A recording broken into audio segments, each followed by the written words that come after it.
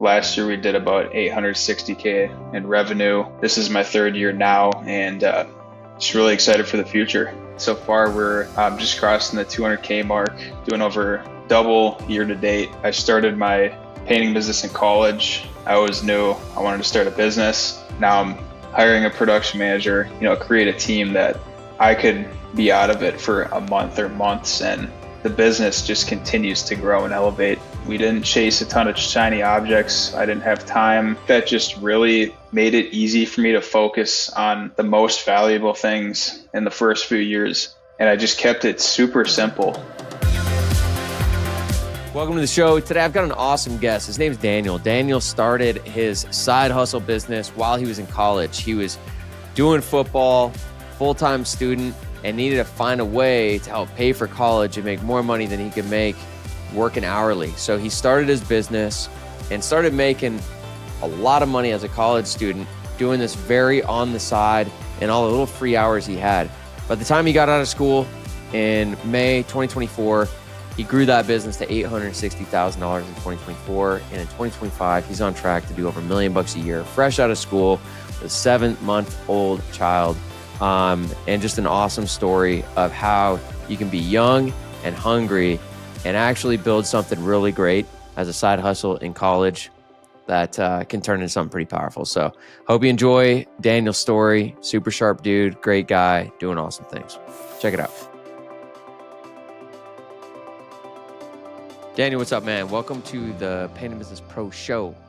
It's good to have you here, man. So good place to start, dude. I just wanted you to start by sharing about your business and kind of the situation you've created for yourself at the stage of life, man. So yeah, tell us a little bit about it. Yeah, thanks for having me on. Yeah, kind of just some key points. I started my painting business in college. I was playing football and just eased my way into it. I always knew I wanted to start a business and scale it up through college. And then kind of now where I'm at is last year we did about 860K in revenue, third year in. This is my third year now, and just really excited for the future. Yeah, how's this year off to a start? So we're 860K was in 2024. I know you got a newborn. Yep. Do you call it a newborn anymore? Is it a newborn at 7 months old? I don't think so. I don't know. I think that's just a kid. Just a kid. Yeah. Yeah. All right, so you got a kid. How's the business doing so far through the first quarter of 2025? Yeah, it's doing great so far. We're just crossing the 200K mark, doing over double year to date what we were last year. And I've got some great things going just with my team. I've just hired someone else on, so really excited to onboard and train them and kind of start to spread the workload a little bit more. Who did you hire? A project manager? Yes, I hired a project manager. Nice. I kind of did things a little unorthodox. I started with a production manager in college, and then he also did sales too. And then we figured out he was actually really good at sales. He was good at production too, but he liked sales more. He was more strong suited. So now I'm hiring a production manager again. And yeah. And so that first guy, what was his name? Joe. Joe is so, Yep. And Joe's doing sales. Yes. Oh, amazing! So you got your bases covered now. Yep. That's amazing.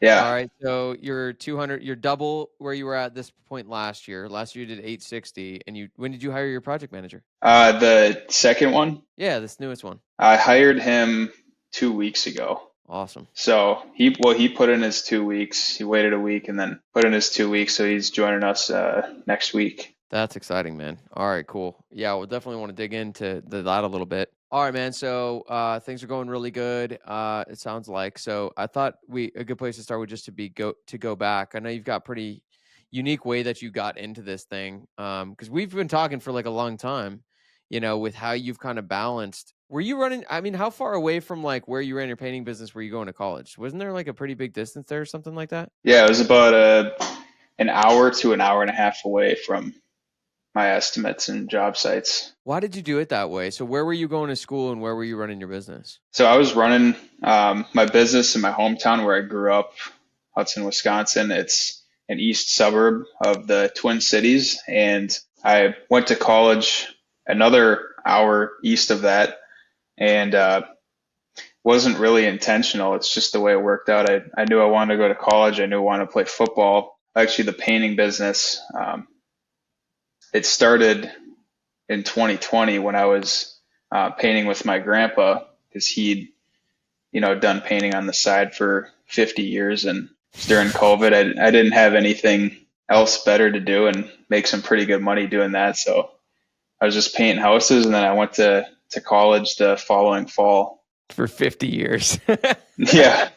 Yeah. That's incredible, dude. I know. That's a hell of a side gig, man. You don't hear a lot of people with a side gig for 50 years. Yeah. And actually, I love I that. want to put a pin in that because I think he made my success a lot easier because of the name he built up in our Oh, yeah? area. Yeah, it's like So every other estimate we do, someone knows my grandpa somehow.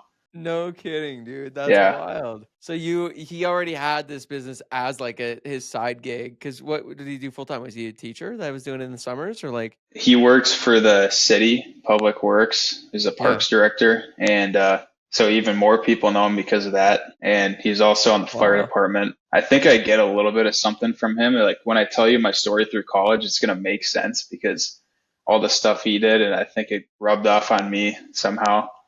Yeah. We're just always busy like crazy. That's amazing, dude. All right. So he was already running the business and and then you just like kind of came in and then you took it over essentially and now it's just your business or you just took the name or how did it become your business? Yeah. Yeah. I don't think he didn't market. He didn't have, it was just all word of mouth. He didn't have like an LLC or anything, just kind of a side thing. And he did it, after work or on the weekends, whenever. And then he retired from his city job, I think 2020 or 2021. And then he kind of slowed down on the painting. And yeah, I asked him, can I use Zuli Paint? Can I, file for a company and use the name, and completely change the structure of everything. It's a lot different than when he was doing it. I imagine.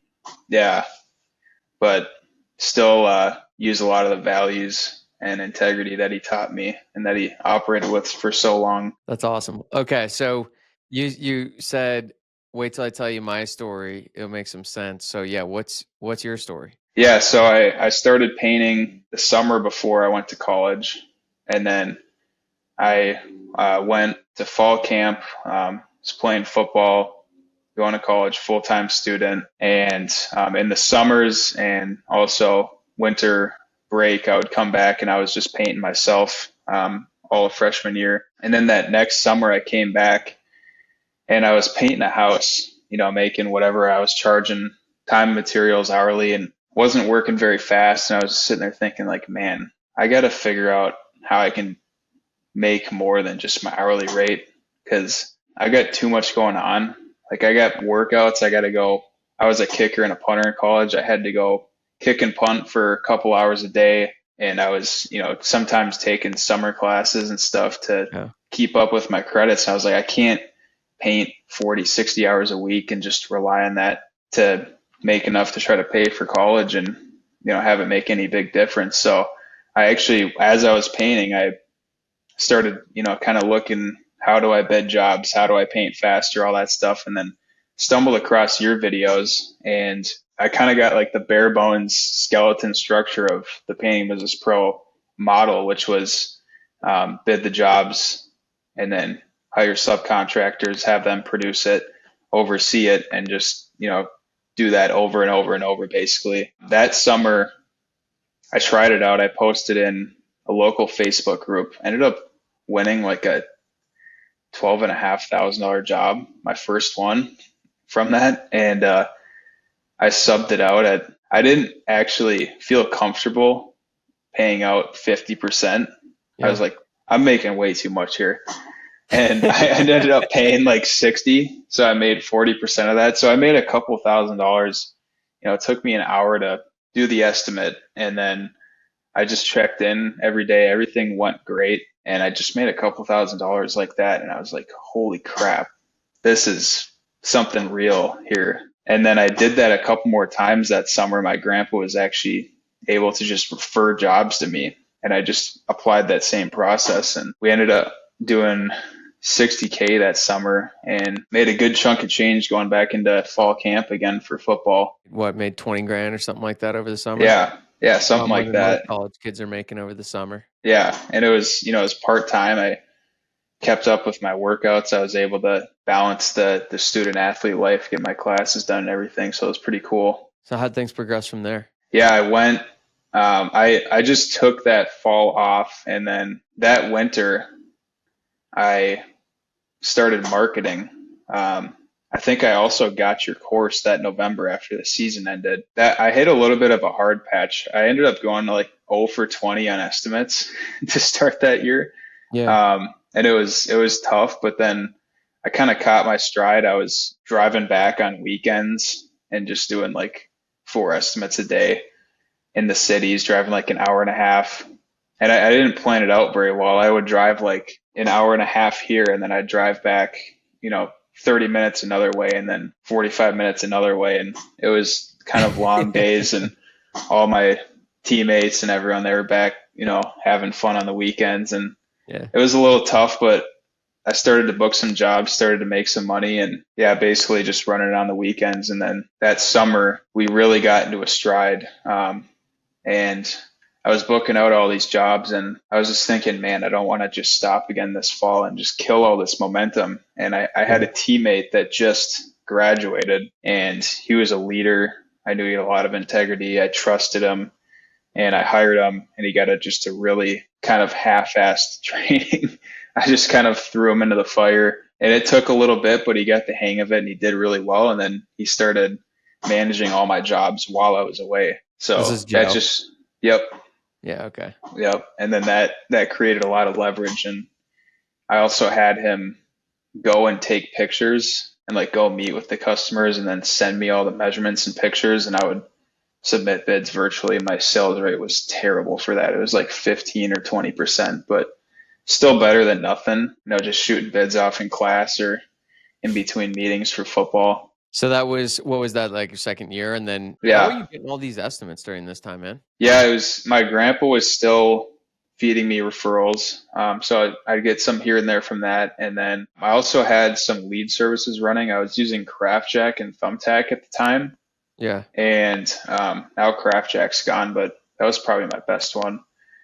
And, I was paying a lot for leads, but I didn't have too much going on. Well, you didn't have any other expenses, right? So Yeah. it kind of didn't matter. Yeah, exactly. I'd pay like $200 for a lead, and I might only get 10, 20% of those jobs, booking those. But like you said, I had pretty much no expenses. I was paying Joe just straight commission, and I was using, the free sheets you had in your course and all that.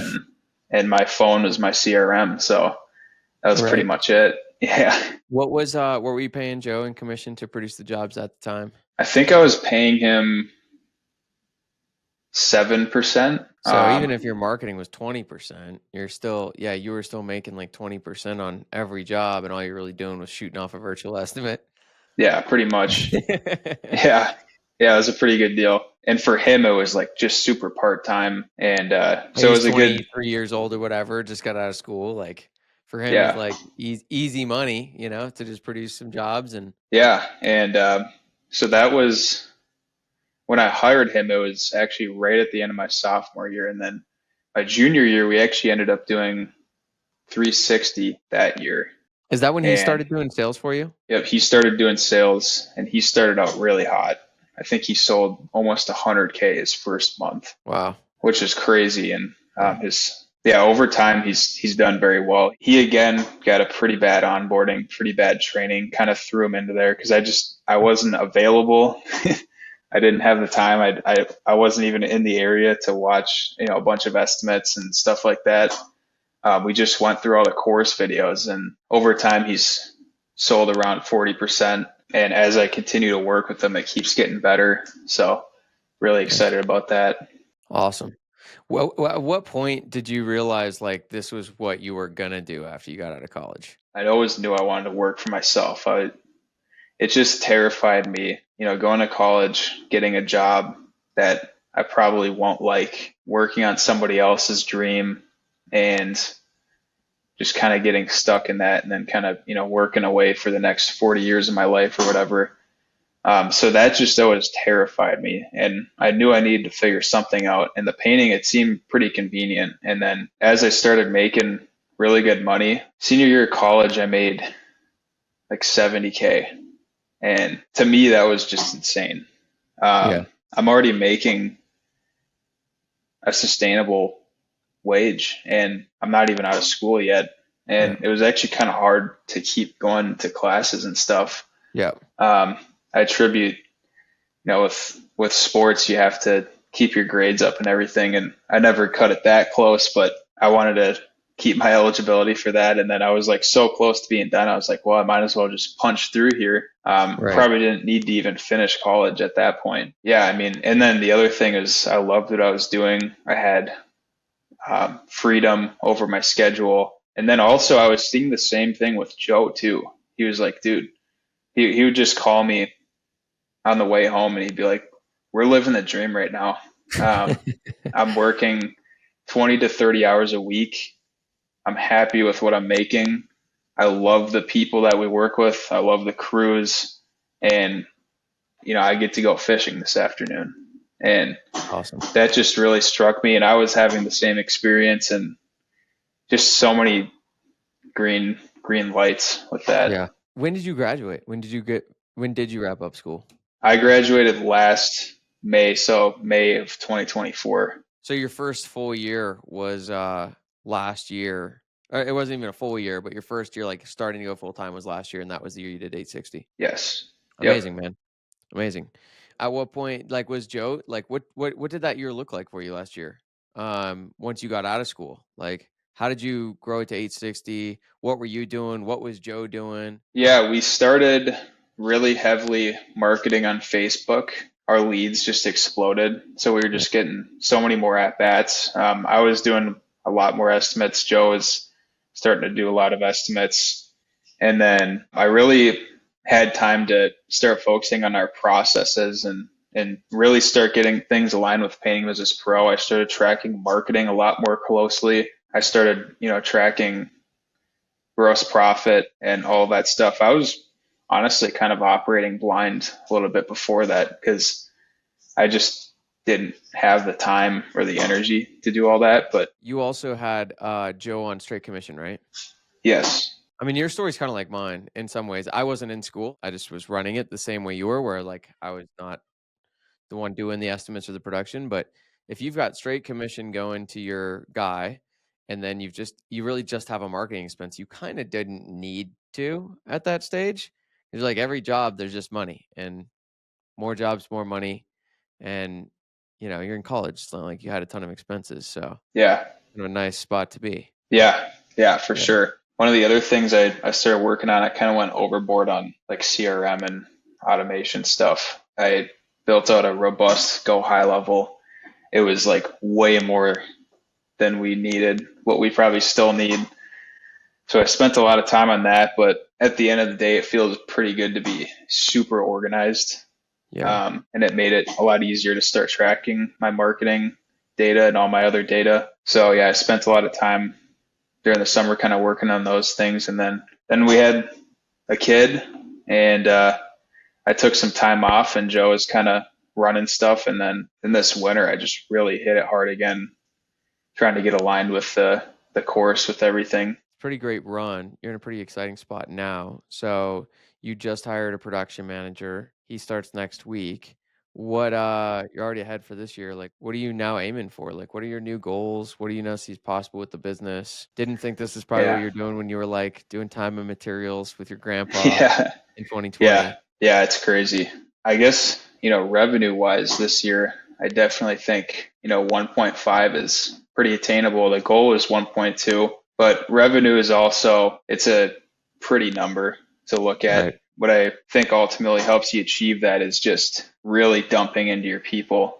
So that's what I'm planning on doing is Joe and I would do sales role plays most weekdays. Been watching them do estimates and I'm going to continue doing that. And then I built out like a very detailed 3-month training plan for my new production manager. And we're just going to make sure he's just ready to go and really comfortable out there. And I just really want to, create a team that I could be out of it for a month or months, and the business just continues to grow and elevate. And the people, their lives, they continue to grow and elevate. We spend a lot of time just comparing calendars and master your time stuff, and I'm starting to implement some of the integrity training you have. And so that's a really big focus of mine.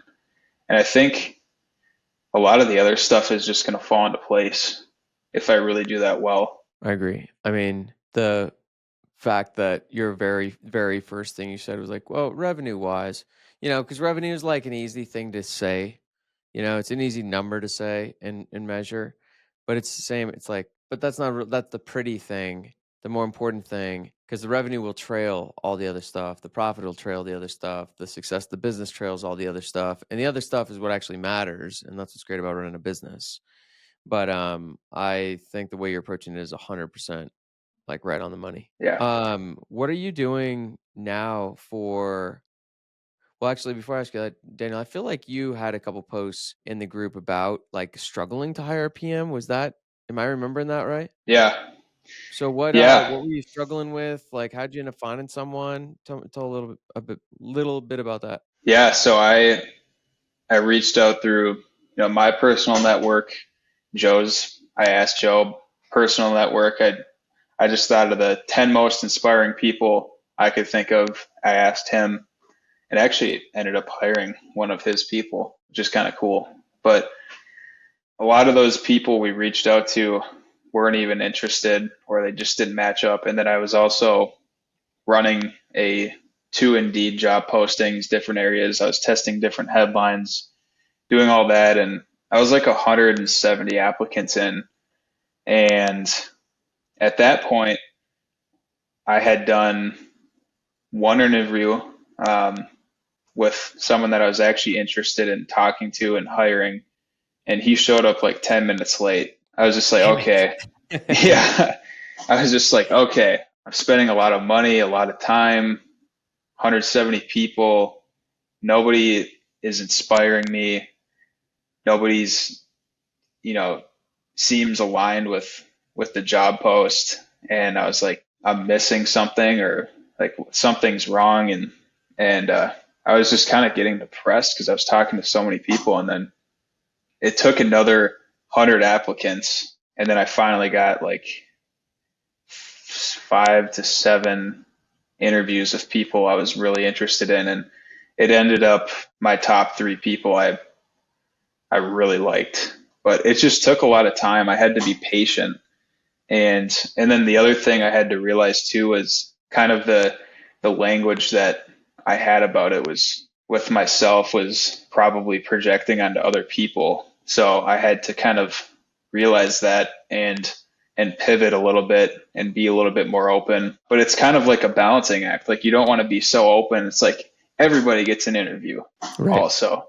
So I was trying to find that happy medium Yeah. and still have very high standards, but also not just like shut people down because I'm shut down. So it's kind of a journey. How long did it take you from when you posted your first ad until you hired someone? I think it was 3 months. Okay. Man, it can be so hard to, to be patient. But it's like so important that you be patient and hire. Like when that guy showed up 10 minutes late, you're like, "Ah, I thought I Yeah. had one. I Yeah. can't hire this guy now." Yeah. I typically go through tons of people. I'm hiring a sales role right now, and we had went through 1,100 people, and I've got like 2 that I'm considering. It's great people out there, but you got to go through a lot, man. You got to go through a lot of people. Well, that's exciting. All right, so you've got your PM. Was there anything you learned through that process that you think if you could do it again, like something you would do different, make it go faster? Like, what's the new perspective you got out of being patient and eventually getting the right guy? Yeah. I don't know if I'd want it to go faster. I think it's really good to just be picky and let the applicant pool build up. If I had to go back, I would probably try to get double the amount of applicants. The other thing too that I struggled with was interviewing is hard. It's like sales. It's a skill that you have to build up, and to get really Mm-hmm. good at it, it's pretty hard.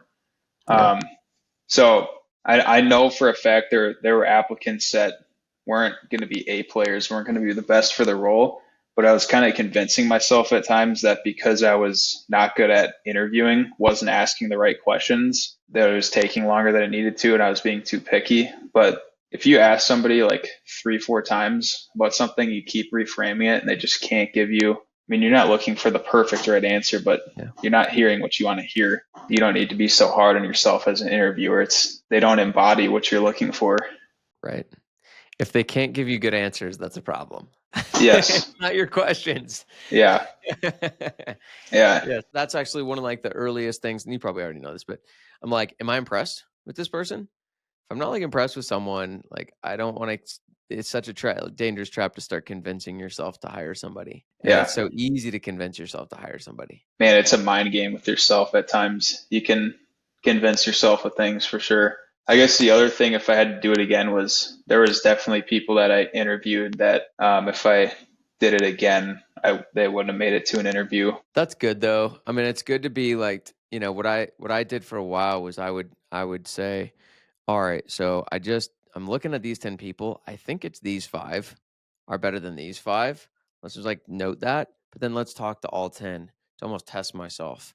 And so now I've gotten to this point where like out of 1100 people, like I talked to 8, was all, and I did second interviews with only 2. And it was the same thing with my assistant I just hired. It was 780 people, but I ended up doing interviews with 3. So I've kind of started to learn that, but you got to like test yourself on that for a little bit first. So I think it's good to, you know, learn to trust that intuition. Like build that trust through testing it. But yeah, I remember when we hired Adam, who's like well, you've seen Adam now. Dude, we went through like 400 or 500 people for like several months before we were able to hire someone we liked. And it's tough because especially when you like want to grow and you want to hire and you want to move fast, like the biggest mistake you could make is hiring the wrong person. Well, luckily, the time of the year that I did it, I didn't feel that pressure. So I'm really glad I'm not starting that now as things are heating up. And that I did that kind of strategically. It's tough. I think I saw, Alex Harmozy posted something. And he said, as a business owner, you're always understaffed or overstaffed. It's never like a perfect balance. It's always you're always going to be put into some awkward spots at times with things. Well, the only time that you're going to get that right is when you're just not growing. It's when it's just flatline. That's the only way you can have it. Like there's exactly how many leads we need for exactly the right amount of reps for exactly the right amount of PMs. And it's like, yep, that's if you're going to be growing, like something's going to be off. How would you get more applicants if you did it again? Would you just wait for longer? Would you spend more money on budgets? Like what would you post on more platforms? Yeah, probably all those things. Spend more, post in more areas. Maybe try different platforms. Maybe try ZipRecruiter. No, that's another one. Yep. Indeed. And then also, as my team grows, because you based in Painting Business Pro, that's based. A lot of the lessons are from the book Who, right? That was one of the several resources pulled together. Yep. I Yeah. mean, I studied that and among other things, and then a bunch of my experience, but like put together that whole process. Yeah. Yeah, because I read that book. It was actually a great kind of supplemental to the course material too, Yeah. just to kind of hear some extrapolations on stuff. But as my team grows, like I want it to be a continuous thing where we're constantly building a list of inspiring people. And like it's something that we always talk about. And then it kind of just gets everybody on board too. And, of course, it's always your say at the end of the day who you decide to hire. But I thought it was, 2 hires in a row. It's been from my personal network. That was my first 2. Yeah. That was my first 3, actually. Yeah, at Foothills. That's more of a quantity or quality over quantity thing for sure. But yeah, definitely different platforms, higher budgets, more areas. Do you remember how much you spent on? Because I know you're like, man, this is taking a long time. I'm spending a lot of money. And how has your relationship to spending money to find the right person changed? Yeah, I think it was $1,500. I think I spent, which that didn't bother me at all because it's just nothing when you're talking about hiring somebody, especially at my level too. Like hiring an A versus a C player could be hundreds of thousands in revenue or in profit. Sorry, profit, not revenue. So 1,500 versus losing 150 in profit. Dude, well, yeah. How much more revenue can they produce? How much more profitable is it? How much better of an experience do they deliver customers? How many more referrals do you get? How many more reviews do you get? How many problems do you not have? Like, yeah, the difference between I mean, even considering that's where I think it's crazy, dude, with how much people get work like try to pay less. I'm like 70K, just pay 100. Like it's 30 grand more, but like someone who's that much more expensive, it's like one of the best investments you can ever make is in great people. There's so many ways they create more value for your business. Yeah. Paying more doesn't guarantee a good person, Yep. but you can find there's just amazing people, man. So yeah. Yeah, exactly. I would have paid a lot more even. I would have paid 10 grand, 20 grand if it meant that I had a much higher chance of hiring the right person. I just went through that with hiring a recruiter for the first time. It was not cheap at all. But to find I'm like, I don't think I'm gonna find the person I'm looking for posting on Indeed. And ended up finding like an amazing person. But it was like, yeah, it's a lot of money, but it's worth it. That's where there's a reason why like some of the biggest companies pay recruiters 20 or 30, 20% of salary to go find people. Yeah, It's a chunk of change, but good people are worth it. it's literally an investment. One of the questions that came to mind here, Daniel, is what have you done really well? To like you've made it look reasonably easy. I know it hasn't always been easy. Like there's been challenges and all that, but generally speaking, like kind of been like chipping away at this, like pretty slow and steady while you're in school, while you're doing football. So that's why it wasn't easy. It's because you're, Yeah. keeping yourself plenty busy. But from just the business side, like you've done it in a pretty elegant way. What do you think has made you successful along the way? So I skipped the probably the most important part of the course for like the first year and a half, 2 years, the master year time training. Mm-hmm. But my schedule in college literally kind of made it so hard to stray. Like Yeah. I didn't have a lot of time. So when I wasn't at school or doing homework or at practice or whatever, I was, spending a couple hours at the end of the day or whatever on my business. And I only had time to get the stuff done that needed to get done. I didn't have time to mess around. And I think that just really made it easy for me to focus on the most valuable things in the first few years. And I just kept it super simple. And, Mm-hmm. we didn't chase a ton of shiny objects. I didn't have time. I didn't want to risk it. I really think that's a big part of it. Get leads, sell jobs, produce jobs. Yeah, pretty much. Dude, I agree that it's probably a gift to have those constraints. Busier is not the answer. Like it's so easy to complicate a business. Like it forced it to be simple and then you just kind of grew the simple. I got good at the simple things because it was all I was doing. Yeah. Yeah. Yeah. Nice, man. Is there any advice you'd have to someone? Well, I was gonna ask you why you chose painting business, but it was just your grandpa. You didn't really choose it. You just kind of Yeah. went back and started painting with your grandpa, and you're like, man, I can't paint this many hours. I need to find another way. Yeah. Yeah. Is there anything else you'd want to share about just like your journey or experience, like starting and building a business while you're in school? Yeah. If there's any younger people watching this, whether they're about to go into college or they're on the fence about going to college or they're in college or just graduated, now is literally the best time to start it. Because, well, first off, you don't have that much to lose. Not that I don't even think there's really that big of a risk because if you're starting lean and simple like I did, it's such a low cost of entry and you can just do things so cheap and you don't have to wait 5 years to see a profit. You can pretty much instantly start reaping those benefits from it.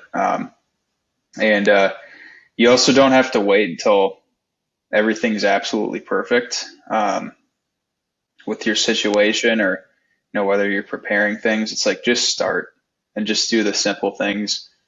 And you're not going to get rich in a year or two. It's not a get rich quick thing, but you'll see it build pretty fast over time and where you'll be in 3 to 5 years, it'd probably be hard to imagine. It's not very far away, and you don't need to sacrifice a whole lot to do it either. Well, and now I remember when we saw each other in the fall, it's like now you got the little one and you got your family and you're like set up for it, which is Yeah. amazing. I mean, I had my first kiddo when I was 33. So you're a little ahead of me, on having the kids, but like having everything set up before you've got your family is like a gift. It's an amazing thing. And not everyone has the opportunity to make that happen because they've already got kids or something. So I mean, if you're young, it's like you have no idea. I mean, you know now, Daniel, like having a Yeah. little one, like, man, sure glad I was like doing all the hustle and all the things I was doing then and not now. So I think there's such a huge opportunity for like young entrepreneurs to get after it. Oh yeah. Yeah. When the news broke, I was like, we're good. We can handle this. I could take anything on. But if I hadn't done all that, it would have been pretty scary for Yeah. sure. I would have had to figure something out. Well, super happy for you, man. It's been awesome to see the journey. I remember our calls from like years ago when you're like, dude, how do I do this? Like being an hour and a half away. Like I remember that shit from a long time ago. So it's really cool to see just the momentum you've got now. And also, I'll just give you like a huge acknowledgement with just the way you're approaching it all and keeping like your level head about it. And you're not chasing growth and numbers, but it's like, how do I do this right and pour into my people? And, you're just doing it right, like slow, steady, and right. It'll pay off huge. So excited to keep seeing how it keeps growing. Doing all the right things, man. Thanks for sharing. Anything else? Thank you, Painting Business Pro. Thank you, Eric. Yeah, wouldn't have been able to do it without you guys. Cool. Awesome, man. Well, yeah, appreciate you. And hopefully see you and your team in the fall. Yeah, Awesome. yeah. Who's the new guy, by the way? Braden Braden. All is right. his name. Awesome. Yeah. Awesome. All right, my man. Well, yeah, thanks for doing this, Daniel. Appreciate you. And obviously I'll be seeing you around, my man. Awesome. All right. Hey guys, thanks for listening to the show. I hope you found it valuable. We make these episodes in the show for you, truly. So your feedback is super valuable to us, whether it's, things you liked, things you didn't like, what you want to see more of, what you want to see less of. Any feedback you can give us is going to be super helpful as we continue to evolve and improve the show over time. And if you want a copy of the Fast Growth Roadmap for Painting Contractors, which really simplifies the steps you take to building a business, we've got that resource for free for you. Just check the description or the bio where you're watching or listening to this episode, and you can just click and download that for free, and it should help give you a good roadmap for how to build and scale your business like the people that you're listening to on the show. So thanks for listening in. We'll see you soon.